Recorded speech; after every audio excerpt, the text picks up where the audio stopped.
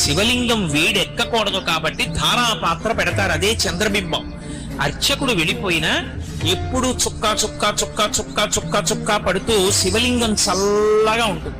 అలా చల్లగా ఉంటే ఊరు చల్లగా ఉంటుంది. అందుకే ధారాపాత్ర లేకుండా శివాలయం ఉండదు. ధారాపాత్రలో నీళ్లు పోసి అర్చకుడు వెళ్ళిపోతాడు. అది దేనికి గుర్తు అంటే చంద్రబింబం నుంచి కరిగి పడుతున్నటువంటి అమృతం చేత తడిసిపోయినటువంటి బ్రహ్మాండ స్వరూపుడైనటువంటి పరమశివునికి గుర్తని. తుఫాన్లు మొదలైన వస్తే ఐశ్వర్యం నిలబడదు, భూమి కంపిస్తే ఐశ్వర్యం నిలబడదు. అందుకని అన్నీ శాంతిగా ఉండుకాక. ఈ చల్లతనం, ఈ శాంతి ఎక్కడి నుంచి వస్తుంది అంటే శివలింగానికి అభిషేకం చేయడం వల్ల వస్తుంది. ఆ శివలింగానికి చేసినటువంటి అభిషేకం వల్ల ఎలా లోకం చల్లబడుతోందన్నది శివలింగం యొక్క చల్లబడడం మీద ఆధారపడి ఉంటుంది.